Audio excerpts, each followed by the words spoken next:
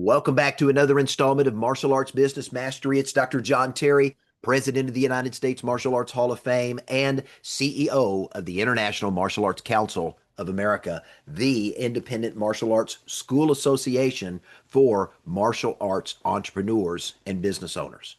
Now, one of the things we believe is important as you're looking to grow your school is that you make an impact right where you are. We believe there are 6 business essentials that are required for you to be able to do that. And in this ongoing series, that's what we want to talk about and empower you to be able to have more influence and more impact and make more income as you're serving your students and your community at an ever higher level. Now, we're in week 22 of this training series, and we want to talk about partnering with local schools and building educational alliances. You need to understand this. When you build a partnership with a school, but you do so through a relevant, measurable program, there's some incredible benefits that come as a result of that. You strengthen your ties with the community. It elevates your presence so you get known by more people, and it expands opportunities for more students to plug in and be a part of what you're doing with the martial arts. But there's a truth around this you also need to understand when it comes to the schools, because schools are bombarded almost every day with somebody wanting to partner with a school, make money off of a school, and oftentimes with no plan or no real understanding of what's even going on in the school environment itself. Here's what you need to know.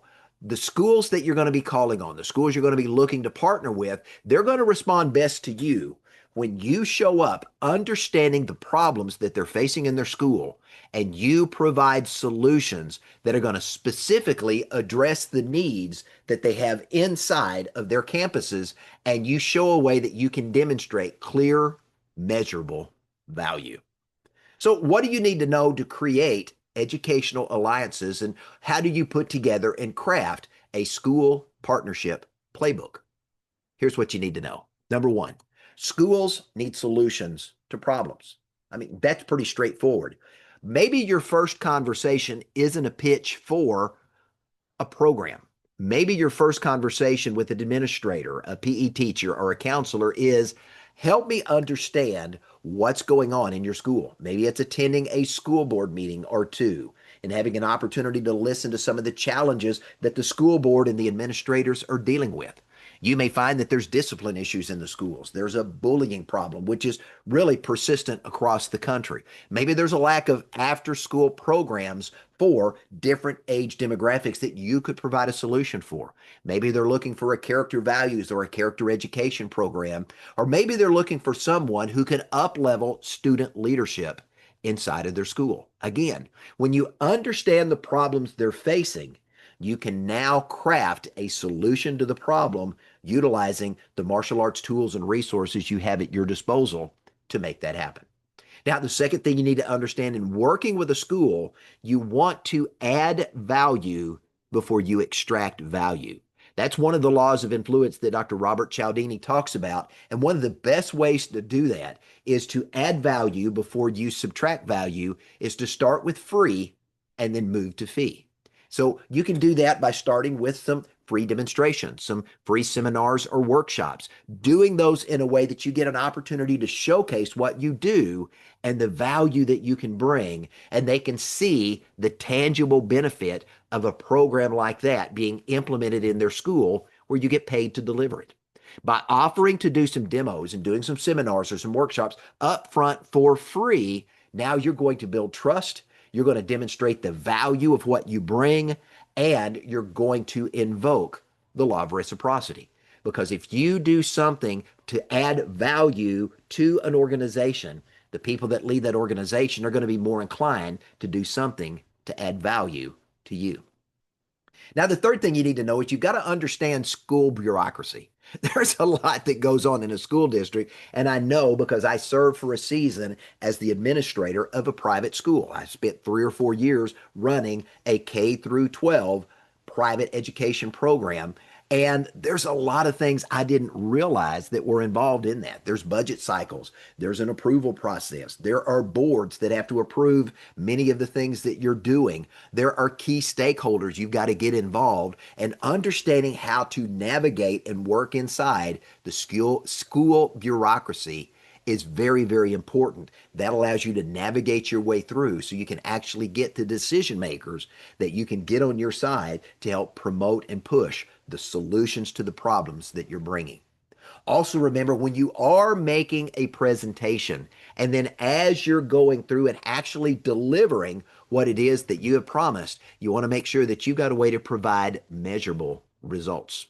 You want to be able to say, here's how we're going to improve behavior. Here's how we're going to improve discipline issues in the classroom. Here's how we're going to reduce bullying. Here's how we're going to boost student confidence. How we're going to teach young men and young women to lead themselves well and make good choices. And then as you go through and implement the program, now you've got benchmarks that the school can measure to see that it's actually working. So let me give you a two-step action plan so that you can take action on what you've learned so far today. Number one, I want you to research up to 3 local schools for opportunities that may exist. I want you to identify a key contact, a PE teacher, a counselor, or a principal, and I want you to go interview them and understand what's going on that's a positive in the school right now. What are the challenges that the school is dealing with when it relates to the issues we've already talked about in today's training? Identify those key issues and zero in on 2 or 3 so that you understand exactly what's going on in the dynamic of that school. Now you know how to do step 2.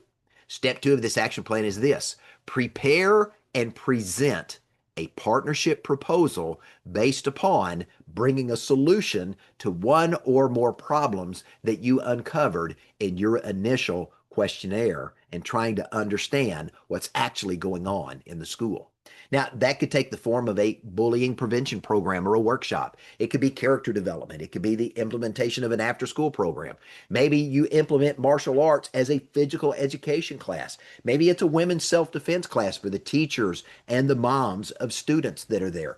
Things that you can do to engage with them. Maybe it starts off as free, but the goal is to move to fee as you're continually adding value and getting results and actually solving the problems and making the school a better place for the kids to learn and grow. Remember, the goal is what? To build trust, to demonstrate value, and to establish long-term educational partnerships.